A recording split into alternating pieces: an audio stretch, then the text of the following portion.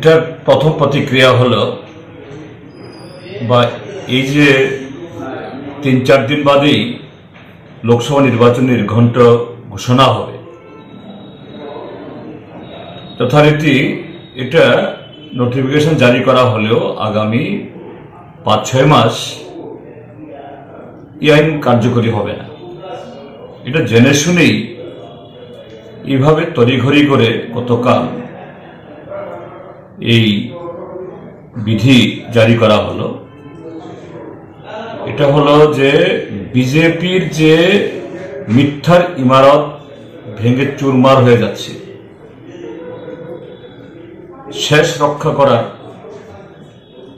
একটা অপচেষ্টা হিসাবে এটাও আরেকটা সেরকম পদক্ষেপ। কেন কথাটা বলছি? যে এরকমই আরেকটা সংবিধান বিরোধী আইন তৈরি করে নির্বাচনী বন্ডের নামে হাজার হাজার কোটি টাকা তুলেছে এই ভারতীয় জনতা পার্টি, যে টাকায় গত কয়েক বছর ধরে এই দেশের গণতন্ত্র এটাকে জবাই করা কাজ চালিয়েছে। হাজার হাজার কোটি টাকার সম্পদ তৈরি করেছে ব্যক্তিগত এবং তাদের পার্টির। এই চুরি, এই অন্যায় সুপ্রিম কোর্টে ধরা পড়ে এখন তাদের মুখ পুড়েছে। এটাকে আড়াল করার জন্য চেষ্টা করেও পার পায়নি। গতকাল সুপ্রিম কোর্ট ভারতীয় স্টেট ব্যাংক সহ মোদী সরকার, যে মোদী গ্যারান্টি বলে এখন জনগণের টাকা নয়ছয় করছে, মোদী সরকারকে এবং ভারতীয় জনতা পার্টিকে 82 শিক্ষার থাপ্পড় মেরেছে। এই যে ঘটনা, এটা আগামী দিন এই যে লোকসভা নির্বাচনের তার বহুমুখী প্রভাব পড়বে। এটাকে একটু আড়াল করা যায় কিনা সেই অপচেষ্টা হিসাবে জেনে শুনি, আরে নির্বাচন শেষ হওয়ার পর আর কটা দিন পরেও তো এটাকে জারি করা যেত, কেন এখন করলো জেনে শুনি? যাতে মিডিয়ার হেডলাইনকে চুরি করা যায় কিনা, অন্যদিকে জনগণের দৃষ্টি ধাবিত করা যায় কিনা। এই হলো এই গতকালই এই বিধি জারি করার মূল উদ্দেশ্য। আর ত্রিপুরাজ্যের মধ্যে এই মোদী সরকারের এই পদক্ষেপের পর এখানে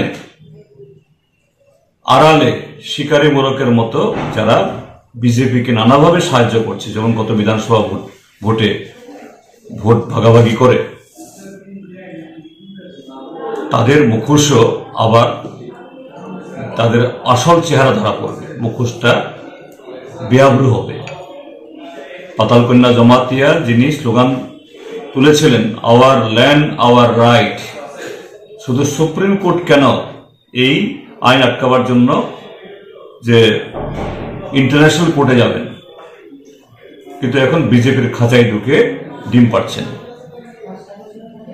আরেকজন ত্রিপুরা মথা যিনি সমস্ত ক্ষেত্রে বলেন নো কম্প্রোমাইজ, এই সিএ এর ক্ষেত্রেতেও, এবং তার কথা শুনে সরলমতি আমাদের রাজ্যের ট্রাইবেল অংশের নতুন প্রজন্মের ছাত্র যুবরা এই মাধব বাড়িতে শান্তিপূর্ণভাবে আন্দোলন করতে গিয়ে এই বিজেপি সরকারের পুলিশের গুলির সম্মুখীন হয়ে মারা যাননি, কিন্তু গুরুতরভাবে আহত হয়েছেন,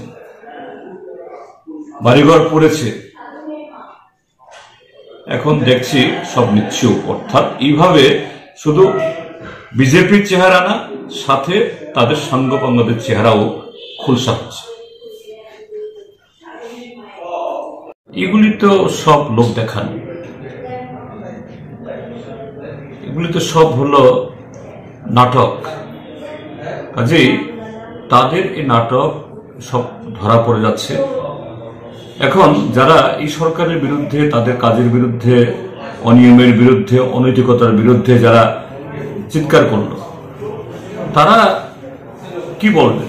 তাদের বলার কিছু নেই, বলার সুযোগ নেই।